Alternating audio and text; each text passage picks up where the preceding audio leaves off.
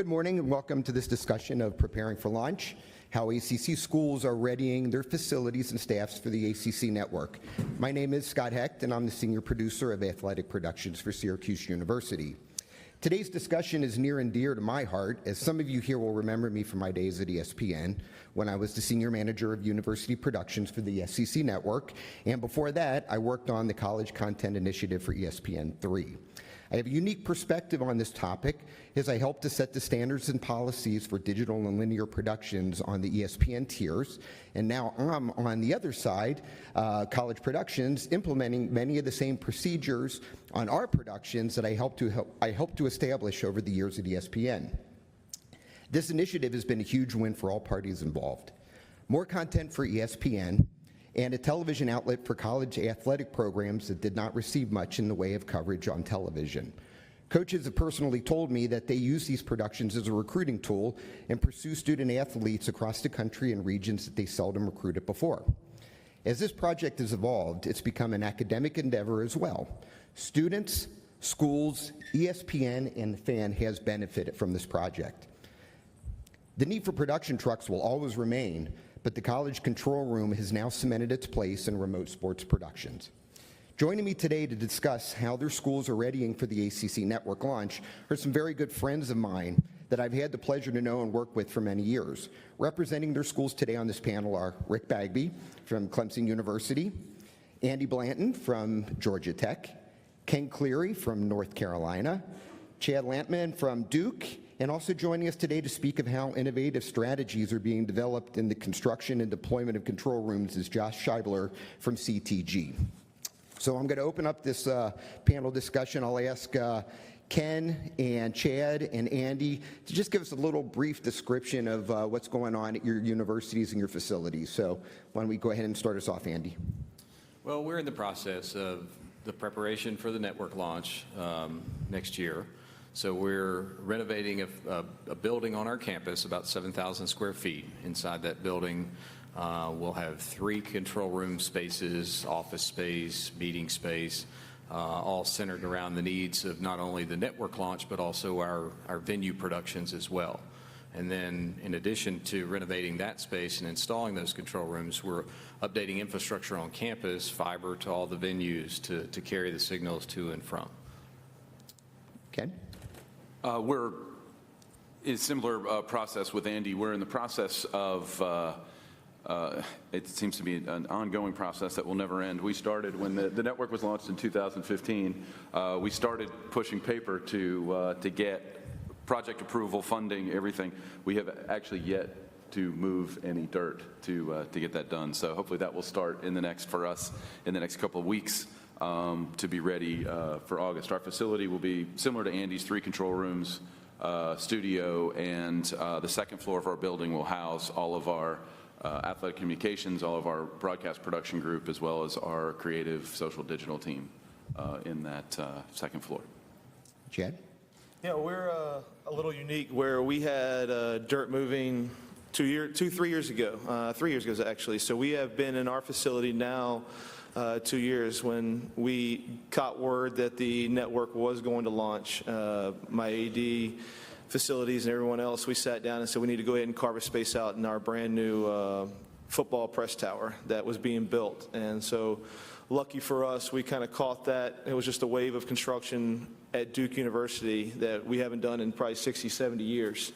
So while we had the tower being built and we tore down the old doctor's office that was a press box at Duke, we went ahead and threw 3 control rooms in there, a studio and office space. And while we were at it, we had the ground dug up from Cameron to the tower and also all of our other sports facilities. So we went ahead and put fiber in the ground to all of our facilities. So a little bit unique. We are, I would say, ahead of the game right now, but I know everyone is catching up quickly. Great. So, Rick, besides money, what's been the biggest issue you've had to deal with so far? Money's always the biggest issue. Honestly, it's more of trying to take the standards that we know are out there and look into the future and figure out where we need to be. It is somewhat of a guessing game right now, but that's one of the things that I think that you should take pride in is being able to think about where we are right now. If you're looking at doing one of these projects like we are, is take the vision that you see right now and be able to put your mind to work and try to figure out where you need to get to. And that's been our biggest challenge, is just trying to figure out where we want to be in 19, where we want to be in 20, where we want to be in 25. And it's a little bit of a guessing game, but if you put your mind to it and you really plan it out and think about it, you can get you a good pathway to get there. But that's our biggest challenge, is not knowing where we want to be in 25. Right. How about Andy for you? Yeah, same thing. Is you have to think ahead of what you know. You know the past 20 years and how video services has worked on our campuses, but now we have to think that, you know, we will be responsible for more linear productions, so trucks are fewer and far between coming on campus, but having to do those larger scale productions for a network while still maintaining path to engage your fans and entertain with, you know, higher end technology. So, you know, that's the focus. While, you know, you want to capture, obviously, you want to be able to still be able to have those resources to create engaging videos outside of doing a live broadcast too. So it's just about exactly what Rick said. The challenge is, how am I going to get the staff? Where am I going to get the money to operate from? And, you know, importantly, let's not lose sight of how we're going to maintain this big engine we're creating. So the maintenance and upkeep and a schedule to stay current with current trends and just in general staying on top of it so it doesn't get behind, so that you're now going back to your administration saying, I need more money, because you're not going to get more money. Right. So hopefully it sustains itself. We'll see. So exactly what they've said. I'll bring another issue that we've run into, and we'll continue to run into in the future, is scheduling, dealing with our coaches and making sure they understand the importance of the network and understanding scheduling and not playing at the same time, and not playing your biggest games at the same time as other sporting events are going on. It's going to change the way they think about how they schedule, and hopefully our administrators and our coaches will catch on to that starting soon, because right now they haven't caught on yet. Right. Especially like rain delay situations where now it's not just two teams and officials. Yeah. You have staff, production staff, right, that, you have to account for. Absolutely. Four-letter dirty word, crew. A lot of schools are approaching this in a different way. Some use students, some use freelancers, some use a mix of students and freelancers.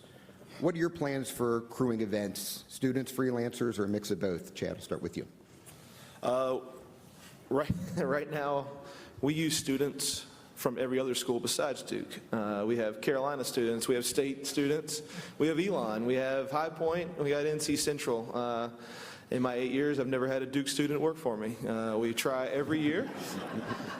And every year I walk away with failure. So I have gone, but honestly, the kids at these other schools are highly motivated and ready to work and have that excitement that they want to get, they want to learn. And I see some of their faces in here today that some of them just graduated, and it's exciting to see them and know that I was able to help them be a part of something, move on. But yeah, right now it's just freelancers, and we call students from other schools. Yeah. Go ahead, Ken. We're, in theory anyway, Chad and Jerry and I have been discussing, since our schools are so close to each other, we're all within 20 miles of each other, of trying to set up some sort of centralized crewing situation for all of us, because we do share a ton of, I'd say we're probably about 50-50 freelancers and students. Some of them are, some of them that came to us through Chad's relationships or through Jerry. So, we're about half and half, but maybe this time next year we'll have a much better idea of how we're able to do that, because, you're talking about, between our three schools, you're talking about 500 events potentially that are being produced, during the academic year. So that's just a ton of crew, not to mention video board productions and all that other stuff. How are you going to control the cheering that goes on in your control room when Duke's playing you and Duke's winning a game? We won't crew them for those days. We, just to interrupt real quick, we do have a unique relationship. I'd like to throw a shout out real quick. The Durham Bulls have a high school program, the Post 50 program, that a lot of those kids that I have met through other schools, they've come through that high school program. And it's exciting. 16, 17, 18-year-old kids that are working on carbonites and expression, and then they go to a local school, Carolina or anywhere else, and they come and work for us. So it's obviously a nice pipeline to have. Andy? You know, we use local market freelancers. You know, that's always sort of bread and butter. And then when we, you know, branch out, you're looking for 30 individuals for a single event. You know, you have to kind of look under rocks and try to find folks wherever you can find them. And that's, you know, we're not restricting in any way. We have an open door policy pretty much. If you want to know this and you want to be involved in this, then we're going to open our doors and put you to work. And you know, we have some Georgia Tech students. Our program is starting to really evolve now. We used to say, similar to Chad, you know, you couldn't get a Georgia Tech student to work here because they're busy launching spaceships into space and doing other things that, you know, running a camera seems small potatoes. But, you know, we really stopped trying to target certain curriculums at Georgia Tech because they related to our field, and we just sort of invited anyone who's interested. And we find a lot of kids who are coming there from high schools who had media programs that they had, you know, been involved with, or, you know, from churches or anything like that. You know, a lot of these productions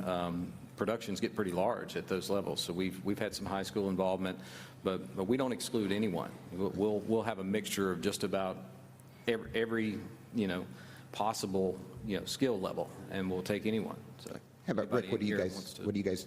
Yeah. Sign up. There's a sign-up sheet back here. And Who's just to interested add to that, afterwards? you know, we've had one control room in the past, so we're only used to having to crew folks for one control room and one production at a time. So now moving forward, that's going to multiply times. Good luck. Yeah, exactly. So again, anybody, just hit me up. Rick, what do you guys do? So Andy's right.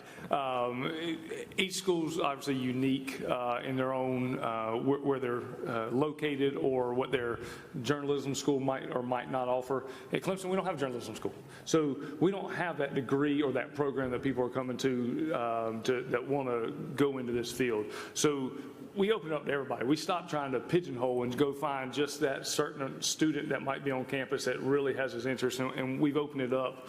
We don't turn anybody down. Some people turn us down, which is fine, but our doors are wide open. So we're about a 50-50 between students and freelance. But that's the thing that we found to be important at Clemson is everyone's welcome. And most of our students come to us word of mouth. Right. And good students hire other good students. And that's where we stopped worrying about that Clemson doesn't have a journalism school. That was what ESPN used to ask 5 years ago. Well, you know, what programs does your school offer that can help you find students? Well, we stopped doing that. And we just went and found students who want to work. And that's what we've had success with, and that's what we do. We're a niche market. We're 2 hours from Charlotte, Atlanta, or Columbia. So we're in the middle of nowhere. So our freelance crew is not extensive. So we have to rely on a lot of students that really want to just come and do a fun, exciting job. And that's what we try to do, is we try to make it a fun, exciting job. It's still a job, but we try to make it a fun, exciting job. And we pull students that want to be there. Right. We have the unique experience at Syracuse. The students who all go there all want to be in front of the camera. They don't want to be behind the camera. So, again, what we try to do is we try to explain to them in this day and age now that if you're going to be in front of the camera, you better learn how to light, you better learn how to run camera, you better learn to do those things, and we will teach you those. So that's how we go about doing it. I know that, like Michelle Glover from over at Arkansas, she actually goes out and she recruits students. She goes to high schools. And if the students are interested in going to Arkansas, she'll actually go out and she'll start talking to them, show them clips of what they do to try to get them excited so when they come in. So anybody that's out there right now, if you have a high school that's in your area that has a broadcast department, and most of them do now, that's a great way to go out and find students. So just a little tidbit there for everybody. Understanding ESPN standards and expectations of the ACC network, what are you doing from a training standpoint right now to ready your crew for your broadcast? Chad, I'll start with you. Yell a lot.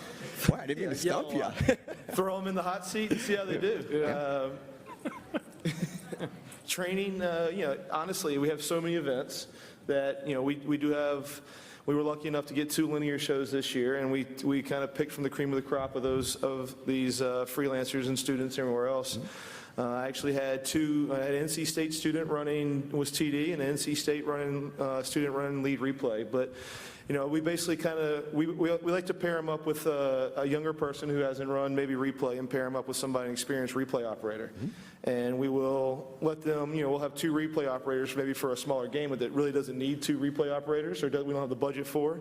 But then we'll use that as a training session to pair them up and get them going. Same with expression. TD, some of the higher end.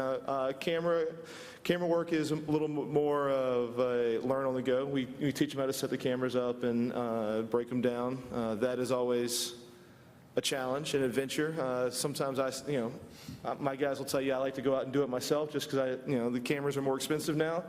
And but shooting camera, you kind of train on the fly. We teach them. We walk through the shots that we want, but then if you have a good director, like anyone in this room knows, you're going to kind of teach them as they go. But from a control room standpoint, we team them up with somebody a little more experienced and then work them into let them do it themselves. Right. Rick, what are you guys doing? So sort of what Chad said, you got to throw them in the fire. There's not too many video practices around. Football has practice, but you don't run too many weekly video practices. And so a lot of what we do is take the midweek games, the non-conference midweek games, and again, we've been lucky we only have 1 control room, so we haven't had to do that double staff. But we also are unlucky where we can't run a mock control room during a live game as well. Once you have 2 control rooms online, you can staff a second control room as a practice, but we don't have that flexibility yet. So it's a lot of trial by fire. Put them in the midweek games and let them go. But sort of to Chad's point is that we're all working at colleges and universities, institutions of higher learning. We're teachers. We're teachers every day. So we teach throughout the entire process. If you're a good director, you're teaching your camera operators all day long. If you've got students on replay, you got students on graphics, you got a student TDing. You're constantly teaching all day long while you're calling that show or while you're producing that show. And if you're not in that mindset of being a teacher, of teaching them all day long, you're going to be teaching students for the rest of your life. They're always going to be 18 and 21. They're always going to turn over. You're always going to start with a new batch every year. You need to be in the mindset of you're teaching every day. And so we teach every day. And that's no matter whether it's a midweek game or whether it's the biggest game we have, we've got students there and we continue to teach every day. And that's just sort of our mindset of how we're getting ready. Great. Ken, what do you guys do? We're lucky that our media and journalism school has a sports on TV class that's taught by Andy Friedman, who's a director at CBS. So it's mostly a lecture class, but there's a practical component that they have to work a certain number of events for us. It's part of the lecture class in the fall, and then it's just the working for us part in the spring. So usually the first 2 or 3 or 4 events that they work for us, they're just sort of hopping around the control room to sit down at every station and understand, graphics and replay and the TD and all of that. So, so by the time we get to an institutional level event that we're producing a 2-camera baseball, that they're good enough to be able to operate those sort of in the second half of the semester. Right. The funny part for us is that, particularly on-air talent, you put them.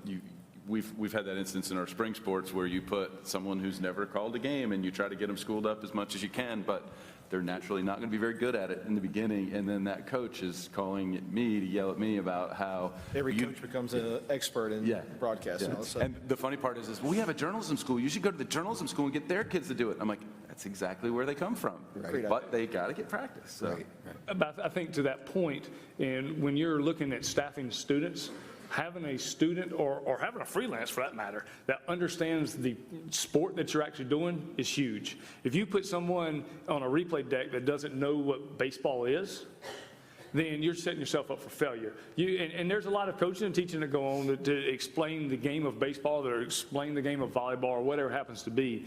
But if you are not asking your students, do they understand what they're actually seeing, they're never going to be successful. Right. If you put someone out there who doesn't know the sport, you're not going to be successful. You've got to make sure that you are finding folks who understand the sport that you're doing. Yeah, how about Andy, for you guys? Yeah, number one question we ask anyone who's new to our productions: did you play sports in high school? And if you did, then that kind of categorizes you to be in this area, or if you didn't, now we know where we can put you. But, you know, our number one training tool, and it always has been, you know, for me personally, is watch TV. You know, the biggest teacher is right there in front of you. Tune it to the channel and watch a production. Take notes. What camera angles do they take? When do they show a replay? What graphics show up? So, you know, that has always been, you know, one of the biggest teaching tools that I've learned from, and I convey that to my students, as well as going back and watching our productions with them and say, you see how we did this? You can't see the guy running across the plate. That's bad. You know, we want to see the run score. And then, you know, all of those things then translate down through your crew. So you have freelancers on your crew next to students who have never seen a production before, and everyone becomes a teacher on the crew. Everybody who's experienced now, like Rick said, you know, learn by osmosis. I'm around Ken, I know what Ken knows just because I'm around him. So that's my philosophy, is teach them what we can before they go into the fire, and then by fire, you're learning from those around you who know what they're doing. That's great. I'm going to go off script just for a second. I'm just curious, for those of you who out here who do productions right now, how many of you have issues, just give me a show of hands, how many of you have issues with coaches who want to tell you how to do your job? Yeah. So how do you handle something like that, Chad? How do you handle when a coach comes to you and says, I don't like your center field camera because now teams can see our signals? Honestly, you know, it was tough at first for me. It depends on what coach it is too, but with the support administration, that was big, and sitting down and talking to them. I have a good relationship with all of our coaches now, but yeah, we've had some coaches challenge why we do this, why we do that. Not only coaches, but now, as everybody in this room knows, replay review, and having officials question why you're putting cameras there. But, you know, stay on your ground and not, you don't have to be confrontational, but explain to them what you're doing and why you're doing it and how it will actually help them if they, you know, you let me do my job and you coach, kind of thing. But, you know, I think they appreciate if you are candid with them and tell them exactly what you're thinking and why you did it. Have it, Ken. I think the most helpful part for us has been trying to get them to see the bigger picture. Yeah. And if they don't like the level of production that they got one day, to just remind them that 10 years ago there was nothing, or it was a single cam behind a paywall on our official website. And now the distribution of it's so much better. It's got graphics. You may not be happy with the announcer every single time, but you have an announcer for all of your games. And so, you know, I mean, that's the part of it. And, you know, when they're complaining about that, you know, they got to understand the budget aspect of it, of what we can afford to do and what's coming down the line. And so we just try to educate them as much as possible in that regard. Great. All right. Can I say something? Yeah, absolutely. Well, one of the things we pride ourselves on at Clemson is we know all of our head coaches, okay? I cannot stress enough how important it is to know your head coaches, know your assistant coaches, and have a dialogue with them. I talk with our head coaches all the time, and I'm on in the forefront of heading off those things that you just described or you just talked about, because we have a dialogue all the time. They don't have to come find me. I'm usually finding them at some point, and I'm talking to them, whether it's just shooting a breeze or whether it's talking about our production. We have a level with each other, a professional level with each other, where we know each other. I cannot stress enough how important it is to know your teams, know your coaches, know your assistant coaches, know your director of ops, know those people that can really, when it comes time to where they have a question for you, and it's not adversarial anymore. Right. Now it's just, hey, by the way, and we had this actually a couple weeks ago. My pitching coach asked me about showing signs, and my thing is, I work for Clemson University. Okay, my check is signed by Clemson University, and I'm gonna do everything I can to help Clemson University first and foremost. If I'm doing something that hurts one of our teams, we're not gonna do it. Mm-hmm. And if there, and we try not to show signs in baseball. It's a unique example, but we try not to show signs. But I don't show head coaches in a bad situation. Okay, whether it's the opposing coach or the home coach, if they are riding an official, and I don't show officials in bad situations either. If they're riding an official, or they're riding a player, or someone's going at it, there's a way to cover that without being tight like this, right, and showing up your head coach. My job is to promote Clemson University. And I'm going to do everything I can to promote our players, our coaches, in the best manner possible. And that's having an open dialogue with our head coaches. And I encourage you to have an open dialogue with your coaches. I couldn't agree with that. The relationship part of it is super important, because the way it normally works, I think probably on most campuses, is the sports information contact is the one that's closest, that's with the coach every day. Right. And so if you don't build that relationship, then you wind up being, you're working for an assistant SID in some Yes. regard. When I get an email from our SID department, our SID department is great. When I get an email from our SID department that said something about this head coach want to know about this, I'll go to the head coach and I say, hey, tell me what's going on. I don't go back to that. That's not the chain of command. Your chain of command is not through your assistant SID that's working for that head coach. The chain of command is you to the head coach as, there's a chain of command, but as a person to person working in an environment where you are trying to promote your school and your institution, your student athletes, the chain of command is you walk into that head coach's office and you have a dialogue. Andy? Yeah, they'll respect you for that. I think education is the key. Tell them what policies that you're following. You know, the network, the league, any information you get that you can pass along to them in advance of a situation. We had a situation where one of our student athletes' parents called the coach and said, why did they say this on the broadcast? Well, that's because it was in the media notes. But letting the coaches know your flow and how you prepare for a broadcast, what may or may not show up on air is, then they go, oh, we didn't know you could do that or couldn't do that. We try to convey that it's an unbiased production as much as it can be, but we do still have to follow standard rules of production. We cannot make a very skewed production, because that would not really benefit a whole lot of folks if we did that.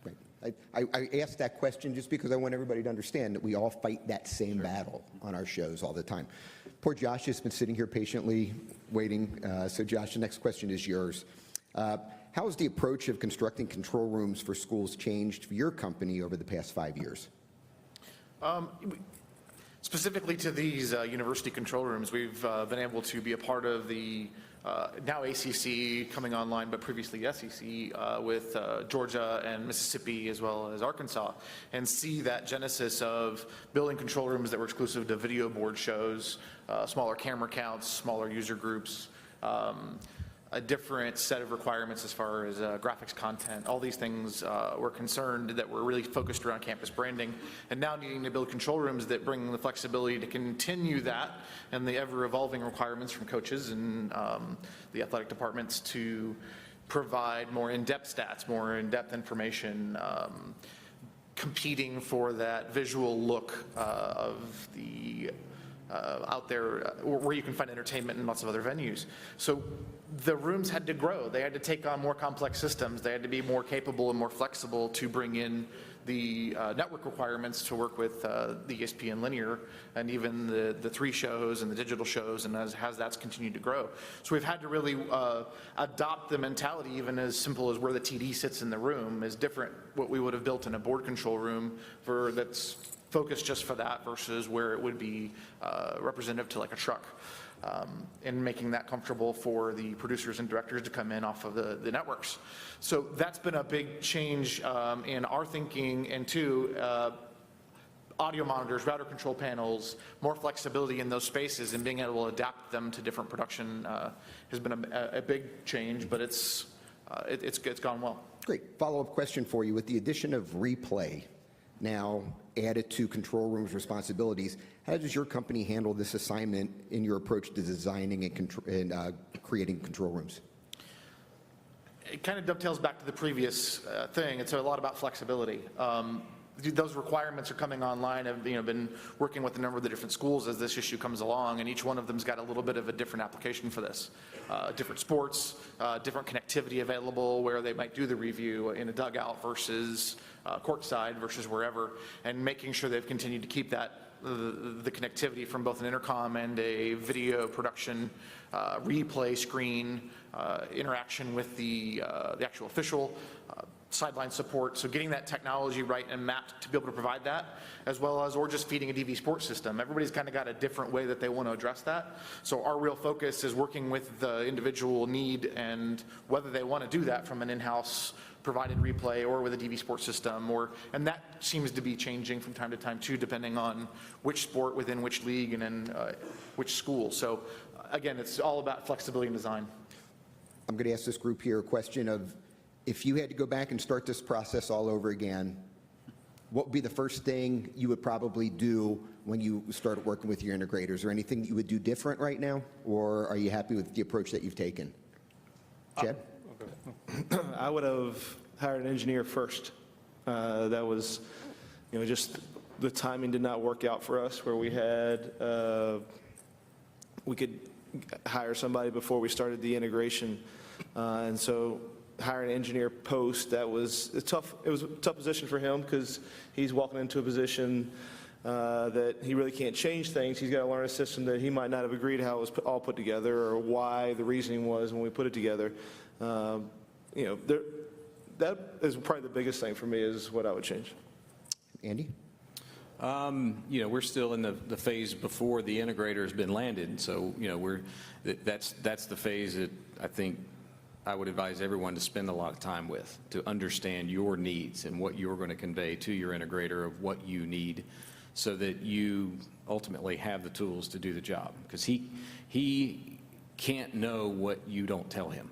He can bring some ideas from other projects, or the integrator can share with you some examples of some good practices and things like that. But I think the thing that I would share is educate yourself on what's in front of you. Talk to the schools who are already, I learned so much from my counterparts in the SEC schools. And I talk to them on a regular basis and I say, what challenges did you face in your control room that you built for these linear productions? And, try to answer those questions before you get to the point where you're building your system so that you can head off anything that, might be a challenge. You're not going to capture everything. You're not going to be able to avoid every roadblock. But the more conversations that you can have, the more networking you can do and talk to folks who are already doing this and know the answers to the questions that you have. That would be my advice. Great. Rick? I don't know that would change anything about what we've done, but what I want to talk about is making sure you take time on your infrastructure. Everybody's budget's different. Everybody's school is at a different stage. And the infrastructure side, the electrical, the HVAC, the fiber, the non-sexy things that people don't see, those are the most important things. Those are the crucial things that make or break your project. You can bring your athletic director in and show them, hey, I really need a switcher right here. Or, hey, this is where replays are going to go, and they're really important because they do this. But it's really hard to explain to them why you need X amount of cooling in your HVAC system or why you need extra amount of power. And those are things that people don't see. I think we did a good job with that at Clemson. We're doing this in phases, and we've phase one was really just an infrastructure side, and we did our infrastructure, I think, as best that we could in the space that we were limited to. So I wouldn't change anything, but I would implore you to really think about how your infrastructure is going to impact your overall project, because at the end of the day, if you don't have the proper behind-the-scenes items, you're not going to have a great control room environment. Okay, Ken? I think Andy hit on a great point of just collaboration. I think probably we have a great, our folks, people at our level in the ACC have a great relationship so that it's completely non-competitive at all. We share tons of information consistently. So, if I ever have a question, I'm on the phone to one of these three guys or a variety of other people in the conference that just go, hey, how did you handle X, Y, or Z?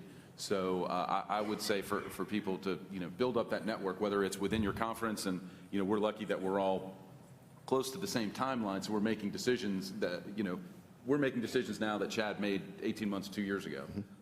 They're making better decisions. Yeah, well, we're learning from Chad's mistakes. But, just build up that network and collaborate as much as possible with your peers, because they're going to help you answer tons of questions. But know that your application is not going to be one for one. We all don't have the same number of sports. We all don't have the same number of video boards to feed. So you still have to twist it, turn it to your shape. You got to get in the weeds on your own project. Yeah, absolutely. Exactly. Great. One more question, and then we're going to open it up to the room for some questions. This is a big one for everybody. How are you planning to juggle the additional workload of producing events for ESPN and handling your day-to-day workload, such as your scoreboard shows, doing videos, your website content? How are you going to handle all that, Chad? Again, since we're a little unique and we were ahead of the building, we have gone ahead and ramped up this past year to the requirements that are going to be for 2019 for the ACC network. So we went ahead and put it into place now, so we'll be in year 2, and by the 2019 when it actually launches, we'll be ready to roll. It's difficult. It's, again, everything that we've just talked about, from building relationships with your coaches, with your administration, with teaching and students or freelancers, and having enough people. I mean, I've just been listening up here and had some ideas that I want to take back to Duke and try out. I've had 3 control rooms for 2 years, and I've never run a fake show in the other room. And I sit there and I'm like, why didn't we ever do that? But again, a lot of times we have 2 rooms going at one time, so, because we have soccer and volleyball going on, or softball and baseball. So I think we're there already to answer your question. It's just continuing to get better and better. We've set goals that we wanted to do a linear show this past year. We did 2.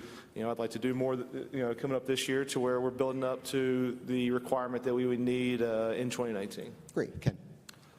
Balancing the workload, I think in a couple different ways, we're trying to, I think one of the things that we learned from the SEC network, we did, a couple of folks in the ACC reached out to after the SEC network launched and said, hey, what are the challenges that you face? What should we know from what you've done? And I think one of the things that we heard consistently was that video board shows suffered once they started doing SEC network productions, and then in year 2 and year 3, they had to try to figure out how to do that. So we at least know that on the front end, not that we have actionable things to do, but at least we're aware that, hey, we can't let that happen. The other part of it is we just got to hire more people. Yeah. We just need more staff. So we've got a couple open positions if anybody's interested. Come find me.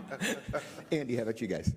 Same thing, good people in good places, and then just a constant line of communication up the food chain within your administration, and communicating to them what your needs are, how your department is shaping and shifting with the addition of this network. And at Georgia Tech, we've sort of created a new department for video production called Ideation, which is sort of an arm for marketing, but it connects a couple of dots, right? So we just have to now find how these different departments mesh together and how we're not stepping on each other's toes. So again, it comes back to the communication within your own, closed door meetings of who is doing what and why, and who will be responsible for the intro videos, who will be responsible for shooting those headshots. And when you're shooting headshots, are you capturing just for one purpose, or are you now capturing for multiple different outlets, your social media, your board shows, your broadcasts? It's always going to be a challenge to rub the crystal ball and figure out what you're going to need, but good people plugged in to have great ideas. And we will also have a couple of positions open in July. Rick, what are you guys doing at Clemson? Don't talk to Andy, though. I came to SVG to figure it out. I'm not sure. Before we went through our renovation last year, we actually did have 2 control rooms. So we have done dual shows at the same time. But to Ken's point, one show always suffered.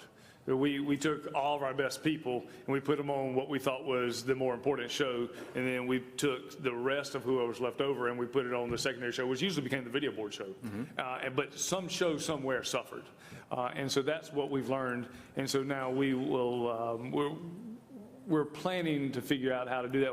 We haven't done it successfully yet. But it's hire good people. It's hire good people. It's in the training. It's in the teaching. And honestly, when we do our first dual show, sometime in the early fall, it's probably not going to be a great show because we're still going to be figuring it out. But the goal is to get better every time and to take those folks and to train them, teach them, so that we will become experts at doing this. But it's going to take time. Yep. Well, Scott, one other note on personnel too. I think it's worthwhile to spend some time with your org chart, especially as we've got roughly, depending on how you classify people, 12 or 14 full-time people, and make sure that you're intentional with who's where, and, you know, it used to be that you may do the video board show and then you're doing post-production highlights and you're doing a variety of other things. How you divide that labor is really important, and it's changing for us. You know, we're spending some time this summer of really making sure that people understand what their roles are within the organization, because it's going to change. Great. Well, you've all heard my questions, so we're going to open up to the room right now. A lot of smart people up here sitting at this table. So we have some mics moving around, so we have a question in the back of the room. You guys talked about trying to figure out what's up next from a technology standpoint over the next 4 or 5 years. How much of what you're doing now is IP-based? Go ahead, We're not doing any IP-based in terms of within the control room. As far as being ahead of the curve of being fibered out to each of the venues, that's how we're connecting. But there is nothing. There's no IP route. Everything's still copper in our world. And we're working that equation, right? It's a pretty complex math equation, actually, because it's not a one-size-fits-all for everyone's space. It can depend on number of venues, connectivity between spaces. You know, kind of to echo back what Andy was saying, work with your integrator and kind of go through that exercise to know it doesn't fit everywhere. Some places it does. I think we're going to see that math continue to change over the next couple of years. But right now, it's still a pretty complex equation to decide whether or not that fits your application or not. And my point on that is back to using your brain, is thinking through the situation. If you go next door and look and see how much IP base is out there as opposed to how much, I don't want to call it legacy, but how much copper base is still over there, figuring out what works for you and what makes you successful is going to be the best thing to get you off and running in the right direction. Just because the catchphrase this week is IP, the catchphrase last week was 3D, and the catchphrase next week is going to be 4K, and then 8K is around the corner. There's always a new catchphrase out there, and some of those are great, but at the end of the day, you've got to understand how to use it, and then you've got to understand how to maintain it once everybody leaves, and making sure you're successful in your productions. This stuff's still going to be around for a long time, and it just because it's the catchphrase of the day doesn't always mean it's the best, in my personal opinion. We're very fortunate at Syracuse, to Ken's point before, the first person we hired, our engineer, his name's Tom White, and the man is a genius. And we have a couple of venues that are off of campus. Tennis has no connectivity back to our control room, and we do crew, we do rowing. And obviously there's no way to run wire out to a lake that's 10 miles away from campus. So we do IP with that. And it's just a way for us, again, having somebody who has that knowledge to make it work for us and to tie it in. And again, it's just a way of the future for us. It might not be for other people because they don't need to do it. For us, we do need to do it. So we're actually doing it more and more and more for our venues. We're actually deploying this summer. I think the biggest impact for IP for us is on the audio side, and moving to Dante across venues, because then you can tie in all your venue sources in both directions, you know, potentially over your campus network or through network switches, and it saves you just tons of analog conversions and working all Dante into your console, so you've got PA feeds from every venue without having to patch anything and all those kinds of things. So I'd say for us, it's not terribly expensive, and it's been super helpful. Yeah, we have fly packs that we use for everything. We roll it around, tie it in with our IP, and it's just broadened everything that we can do. Question in here? To what extent have you started to experiment with remote production or controlling a show where you're not, where it's wired in, whether over SDI or fiber, and you're controlling it from somewhere else? So our 3 control rooms are central in the same place, and then I'll give you our softball and field hockey. They're about 8 miles away from us. But we were lucky. Duke has got a west campus and east campus, field hockey and softball over there. So we send 4 camera guys out, and we send talent over there, and they sit there, and everybody else is in the control room. And it's been great for us. We've had no issue. I mean, it's really no different than a truck pulling up next door and not been, you know, it's a little more hectic if there's an issue. So we do probably, I'll put, going back to crewing, making sure there's a little more experience out in the field to troubleshoot any issues. But other than that, hasn't really been an issue at all. We actually did for our pro day, we did our talent sitting in the studio and just put 2 big monitors in front of them, put a couple cameras down at the practice field, and did sort of a Remy Pro. and it's been great for us. When you did your linear productions, how were the producer and director that came in, were they comfortable with? Yeah, everybody was great. I mean, it was lacrosse. I mean, I guess the lacrosse field is, I don't know how far it is, maybe 2,000 feet away from the building, but yeah, they were great. I mean, for them, I would think it's nothing different than a truck, sitting in a truck and that's sitting right next to the stadium as opposed to a building that's a little bit further, maybe one block down. You know, people have to get used to the fact that your talent's not easily accessible. Right. So again, that's just something that you go over with the ESPN crew beforehand and let them know how far away it is and what the problems may be going to talking to your talent. They work it out. It's really not been much of an issue. Get a golf cart. Golf carts. carts. Yeah. But I think to your question, it's been very successful. Most of our models in the ACC in general is a centralized control room, fibered out to venues. In Clemson's case, we've got fibered 8 venues, which has been very successful. You need to know how to clean fiber. That's one of the first things you better learn, and buy a golf cart. But it's been a very successful model. Fusion splicer. Next question? Any other question?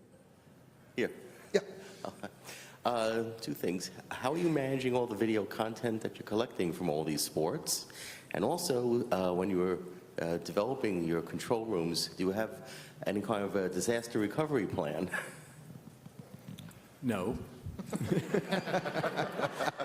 My shows go. What kind of disaster are we speaking? Yeah. Natural disaster? No. You know, for the past several years, our control room has been one strand of fiber to the venue. So when you think about that, you could really start to have heartburn. And with inside of, you know, we buy just tremendous amounts of storage, you know, network attached storage servers, or you can populate them with cheap hard drives and whatnot. Beyond that, you know, take advantage of unlimited storage options as an absolute backup. You know, a lot of the you know, clouds type services can take content, you know, and put it there. But that's what we do. I know there are a lot of storage options. There are a lot of archiving solutions out there.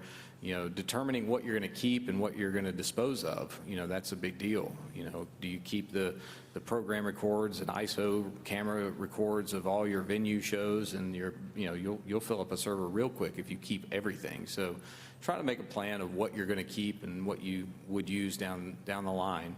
You know, for us, it's more or less about what are we going to need down the line to recruit with or use for our athletes, alums, you know, managing those types of Hall of Fame inductions, things like that. That video board show, I don't need the kiss cam from the Alcorn State game from 2 years ago anymore. That can get deleted. So. That parent's going to call you as soon as you delete it, though. Well, you know, you would be surprised. I got an email last week of someone saying, hey, my parents are having a 50th anniversary, and 2 years ago they were on the Jumbotron at that Florida State game. And can we have that? Sure. I think that's, to answer one of your questions, it goes back to training, especially your replay operator, making them melt. It's one of the struggles that we've had, getting a consistent building melts. And when you're dealing with freelancers or students, one of the things we're going to work on this summer and keep trying to learn is the producer, who usually is a full-timer for me, needs to sit down and make sure that the melt is built properly, that the highlights, so then our digital team, and then for archive purposes, we have everything we need from that game, because again, you can't keep everything from all these events that we're doing. And so the melt, building a melt and building highlights is huge for us. You know, the whole philosophy of melts has changed, because we used to, these guys used to always just worry about melting for Duke, melting for North Carolina, melting for their schools specifically. Now we're in this process where we're all sharing video. So it's really important now that if I need something, if Syracuse is playing Duke, I need to be able to reach out to Chad and say, can I get some highlights from that soccer game? Because I need stuff from Syracuse's side. So again, that whole philosophy has changed. Working with the ESPN, they want everything. They want color. They want all your packages, all those types of things. These are all things now that we all have to start teaching students, freelancers, whoever, to now they have to start knowing to do all of that so that everybody, again, prospers from all of this content.